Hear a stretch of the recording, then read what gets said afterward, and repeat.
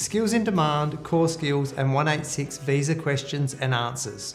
Hi, I'm Chris Johnston from Work Visa Lawyers. There's been significant changes introduced in the past few days, including the new skills in demand visa, the introduction of a core skills occupation list, and the inclusion of many occupations to the direct entry 186 visa. We've been receiving a lot of questions about these updates. In this video, I'll answer your questions to help you understand the changes and how they may affect you. Please subscribe to our channel to stay updated on the latest news about Australian immigration. To make this easier to follow, I'll address the questions in separate sections. We'll start off with the skills in demand, then we'll move on to the 186 direct entry questions, and then we'll go to the changes to the current 482 visa holder questions. Let's start with the skills in demand visas. Is the new skills in demand points-based or is it an employer-sponsored visa? The skills in demand is an employer-sponsored visa and it's not points-based.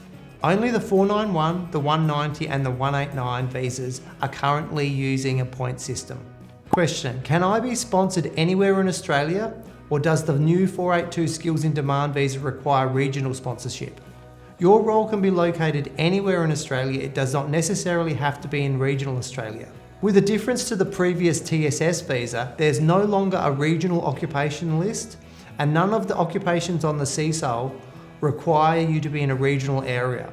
The occupations like farmer are still more likely to be based in regional areas.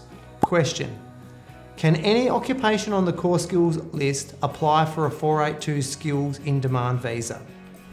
Yes, though some occupations have a caveat, which is essentially some extra conditions that need to be met. Question, how many years of experience do I need to apply for the 482 skills in demand visa? At least 1 year of relevant work experience within the last 5 years. Question, does the 1 year of experience need to be in Australia or can it be overseas? Overseas work experience can be counted if it can be sufficiently proven. Question, does the work experience need to be full-time or can it include part-time or casual work? The good news is that the work experience can include part-time or casual work in the last 5 years. Question, will the Department of Home Affairs release a specialist skills list and essential skills list as well? At this stage, we only have a core skills occupation list for the skills in demand visa. There's no intention to have a list for the specialist skills because the specialist skills is based on being above the salary threshold for that visa, which is $135,000. Question, cafe or restaurant manager has been removed from the list. Can cafe or restaurant manager be sponsored as a hotel or motel manager? If not, what are the other visa options now? We wouldn't recommend doing so, as a cafe and restaurant manager and a hotel or motel manager are different occupations. Cafe and restaurant managers may still have general skilled migration options or pathways through employer-sponsored 494 for regional areas. The occupation of restaurant manager is also on some of the DARMA lists, so I think you'll have to look at other visa options. Is there an age limit for applying for the new 482 skills in demand visa? No, there is no age limit for the 482 visa. However, the age requirement to make the transition to permanent residency through the 186 is to be under 45 unless there's an exemption. What is the annual salary requirement for the 482 skills in demand visa? The minimum income threshold depends on the stream you're applying for. For the core skills visa, it's $73,150. For the specialist skilled visa, it's $135,000 or more. For the core skills visa, you also need to demonstrate the position is being paid the annual market salary rate, which for many occupations would be above the minimum of $73,150. For example, a general practitioner or a doctor would expect to be paid over $100,000 and wouldn't be able to get nominated for $73,150.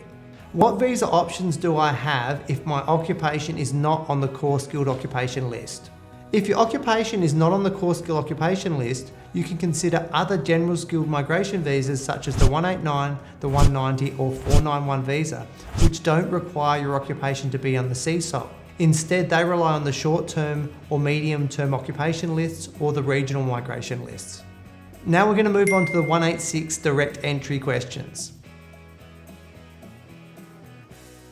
Can any occupation on the core skills occupation list apply for the direct entry 186 visa? Yes, the entire core skills occupation list is available for the direct entry stream. Do I still need an employer to sponsor me to apply for a 186 direct entry PR visa? Yes, you will need an employer to sponsor you to apply for the 186 direct entry stream. But this employer does not have to be the same employer that you may have previously worked for under a 482 visa. You can also apply for the direct entry stream without having previously worked for an Australian employer. Do I need a skills assessment to apply for the 186 direct entry? Yes, you will need to have a positive skills assessment in the relevant occupation to apply for a direct entry visa. Does the required 3 years of experience include pre or post qualification experience? Can the experience be from both Australia and overseas? For the direct entry stream, your experience must be at the right skill level. Generally, this means it should have been completed after you obtained your relevant qualification. Your experience can be from in Australia or outside of Australia, and it has to meet the requirements of 3 years before you apply. Does the 186 visa direct entry stream require a salary of at least $73,150?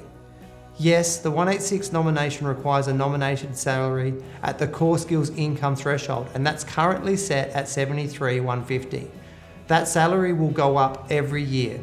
What is the age requirement to apply for a 186 direct entry visa? The age requirement for a 186 direct entry visa is to be under 45.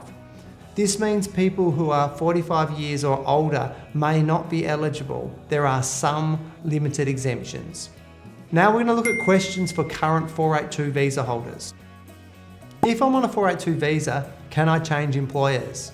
Yes, it's possible to change employers whilst on a 482 visa.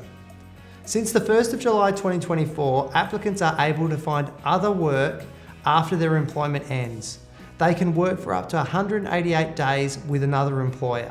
They will need their 482 nomination to be transferred to the new employer to work for more than 180 days. If I change employers, will I still be able to apply for PR after 2 years of holding a 482 visa? With the changes from the 7th of December 2024, progress towards the temporary residence transition stream is portable. So you can change employers without losing progress towards PR. For the employment to count towards your 2 years for a temporary transition stream visa, you'll have to work in the nominated role, and the work that you do would have to be under an approved 482 sponsor.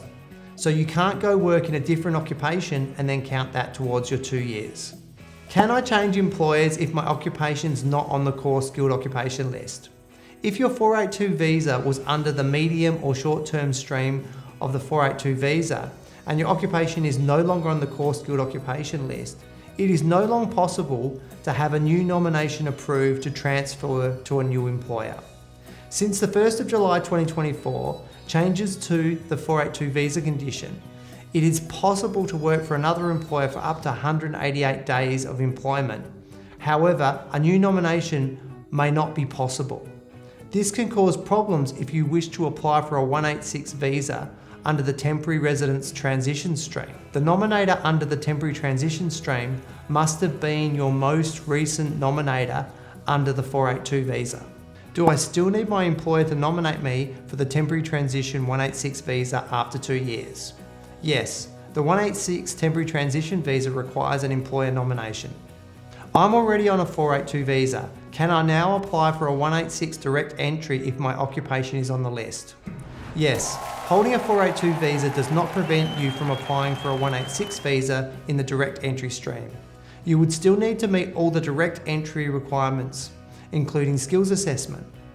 Many 482 visa holders might choose to wait until they meet the temporary residence transition stream if they are not able to get a skills assessment.